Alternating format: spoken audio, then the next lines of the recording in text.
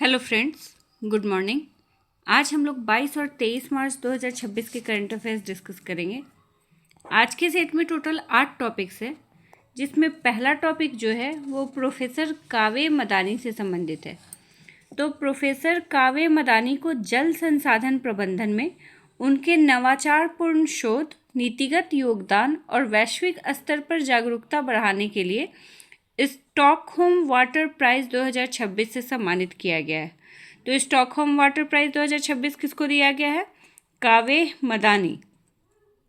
उन्होंने कठिन राजनीतिक परिस्थितियों में भी काम करते हुए गेम थ्योरी के जरिए जल संकट समाधान में महत्वपूर्ण भूमिका निभाई है, जिसके लिए उन्हें ये स्टॉकहोम वाटर प्राइज़ 2026 से सम्मानित किया गया है। ये घोषणा यूनेस्को मुख्यालय में वर्ल्ड वाटर डे से पहले किया गया और जो मदानी हैं वो 44 वर्ष की आयु में यह पुरस्कार पाने वाले सबसे युवा विजेता बन गए और इसके साथ ही इस पुरस्कार को प्राप्त करने वाले वो पहले संयुक्त राष्ट्र अधिकारी भी बन गए। वर्तमान में वो UN university institute for water environment and health के प्रमुख हैं। तो संयुक्त राष्ट्र अधिकारी के रूप में ये पुरस्कार प्राप्त करने वाले भी वो पहले व्यक्ति बन गए हैं। ये जो स्टॉकहोम वाटर प्राइज होता है, इसको जल का नोबेल पुरस्कार भी कहा जाता है और ये पुरस्कार जल संरक्षण, प्रबंधन और अनुसंधान में उत्कृष्ट योगदान देने के लिए दिया जाता है। इसकी शुरुआत कब हुई थी? तो वर्ष 1991 में स्थापित किया गया इसको और ये पुरस्कार स्टॉकहोम वाटर फाउंडेशन और royal Swedish academy of sciences द्वारा दिया जाता है। तो ये भी क्वेश्चन आ सकता है कि ये पुरस्कार किसके द्वारा दिया जाता है। ये जो स्टॉकहोम वाटर प्राइज पुरस्कार है, ये किसके द्वारा दिया जाता है? तो स्टॉकहोम वाटर फाउंडेशन और royal Swedish academy of sciences के द्वारा ये पुरस्कार दिया जाता है। इस बार 2026 का पुरस्कार मिला है कावे मदानी को। नेक्स्ट टॉपिक देख लेते हैं। तो नेक्स्ट टॉपिक विश्व कठपुतली दिवस से संबंधित है, यानी कि वर्ल्ड पपेट्री डे। ये कब मनाया जाता है? ये 21 मार्च को मनाया जाता है और इस दिवस को मनाने का उद्देश्य क्या है? तो दुनिया भर में कठपुतली कला की समृद्ध परंपरा को बढ़ावा देना और संरक्षित करना तथा कठपुतली कलाकारों को आगे बढ़ाना और उनका सम्मान करना। तो इस उद्देश्य से ये विश्व कठपुतली दिवस मनाया जाता है हर साल 21 मार्च को। और इसकी शुरुआत कब हुई थी? तो वर्ष 2003 में यूनिमा यानी कि यूनियन इंटरनेशनल डे ला मैरियोनेट द्वारा इसकी शुरुआत की गई थी। 2026 में एक नई वैश्विक पहल शुरू की गई है विश्व कठपुतली दिवस पे। वो क्या है? तो अब हर वर्ष एक समृद्ध अंतर्राष्ट्रीय कठपुतली विशेषज्ञ मुख्य व्याख्यान यानी कि की लेक्चर देंगे और ये व्याख्यान कहाँ आयोजित किया जाएगा? तो ये आयोजित होगा फ्रांस में, लेकिन पूरे विश्व में इसको प्रसारित किया जाएगा। तो ये 2026 में एक नई पहल शुरू की गई है, वैश्विक पहल, विश्व कठपुतली दिवस के अवसर पर। नेक्स्ट टॉपिक विश्व कविता दिवस यानी कि वर्ल्ड पोएट्री डे से संबंधित है। ये भी 21 मार्च को मनाया जाता है और इस दिवस को मनाने का उद्देश्य क्या है? तो कवियों का सम्मान करना और कविता की शाश्वत कला को प्रोत्साहित करना। इस दिवस को यूनेस्को ने 1991 में पेरिस में आयोजित अपने 30वें महासभा सम्मेलन के दौरान पहली बार अपनाया था, 21 मार्च को विश्व कविता दिवस के रूप में। 2026 में इस दिवस की थीम क्या है? तो शांति और समावेशन के लिए एक सेतु के रूप में कविता। 2026 की थीम है शांति और समावेशन के लिए एक सेतु के रूप में कविता। नेक्स्ट टॉपिक मार्शल आर्ट के दिग्गज और प्रसिद्ध एक्शन फिल्मों के बादशाह के नाम से जो जाने जाते थे, चक नॉरिस।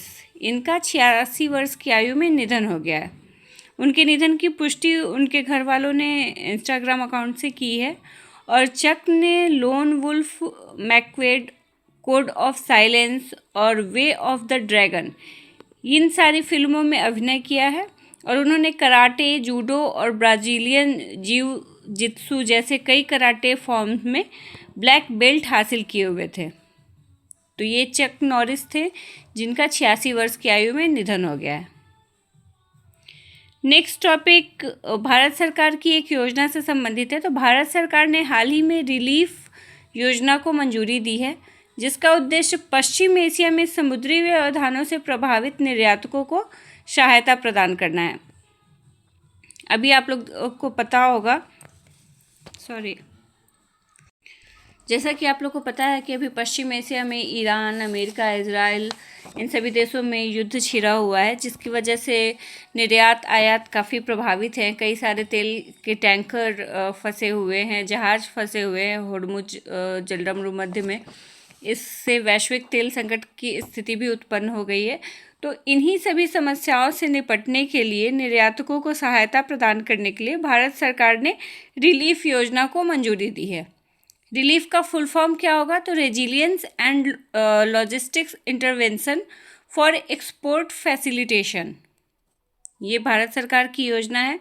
और ये क्षेत्र में बढ़ते भू राजनीतिक तनाव के कारण माल ढुलाई लागत, बीमा प्रीमियम और जोखिम में वृद्धि हुई है, जिससे भारतीय निर्यात पर प्रतिकूल प्रभाव पड़ा है।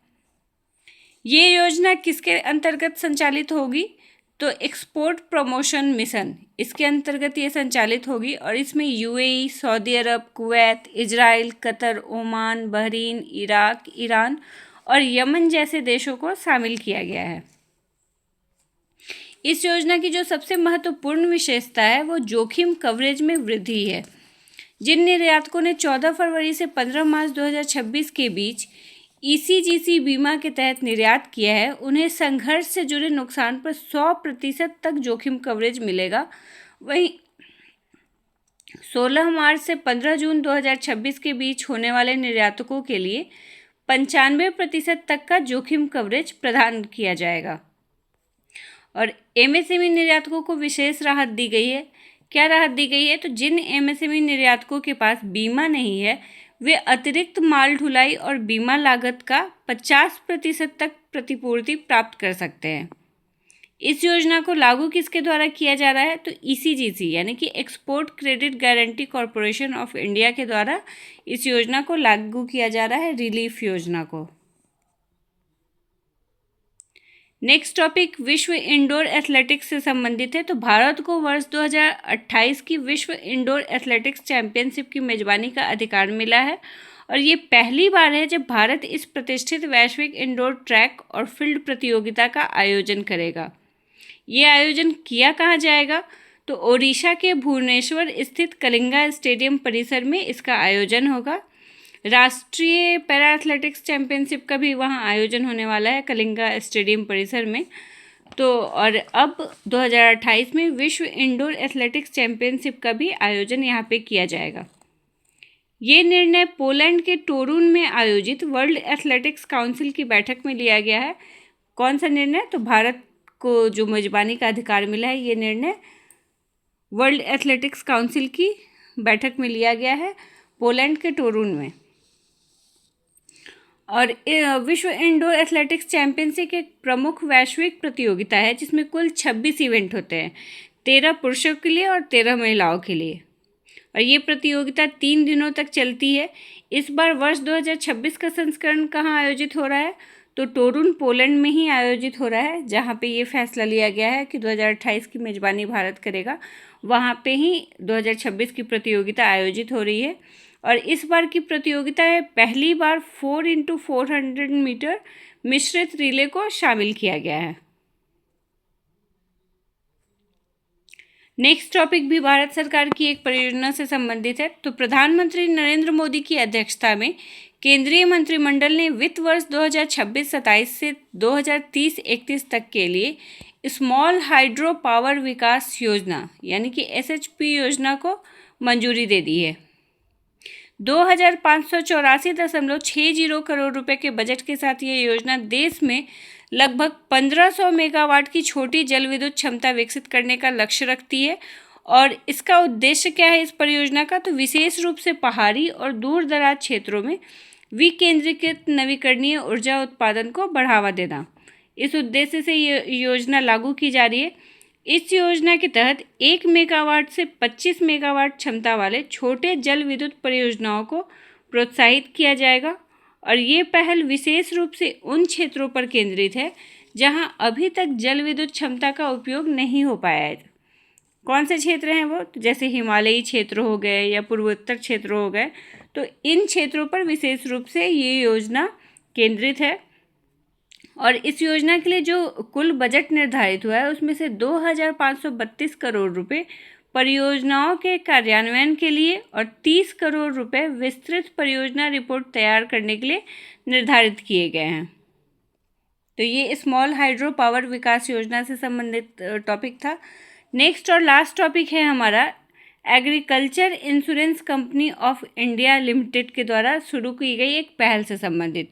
तो agriculture insurance company of India limited ने कृषि सखी पहल इसकी शुरुआत की है। उद्देश्य क्या है इस पहल को शुरू करने का? तो महिला किसानों को सशक्त बनाना और कृषि क्षेत्र में उनकी भागीदारी को बढ़ाना। इस उद्देश्य से ये कृषि सखी पहल शुरू की गई है। इस पहल का लक्ष्य है कि महिला किसानों को फसल बीमा और वित्तीय सुरक्षा योजनाओं के प्रति जागरूक बनाया जाएगा। ये कार्यक्रम महिलाओं को औपचारिक कृषि प्रणाली से जोड़ने, उनकी भागीदारी बढ़ाने और जोखिम प्रबंधन क्षमता को मजबूत करने पर केंद्रित है। और इस पहल के तहत वर्ष भर विभिन्न गतिविधियां आयोजित की जा रही हैं। इस फसल में बीमा के साथ साथ स्वच्छता और स्वास्थ्य से जुड़ी जागरूकता को भी बढ़ावा दिया जा रहा है। तो ये कृषि क्षेत्र में महिला सशक्तिकरण की दिशा में एक प्रमुख पहल है agriculture insurance company of India limited के द्वारा।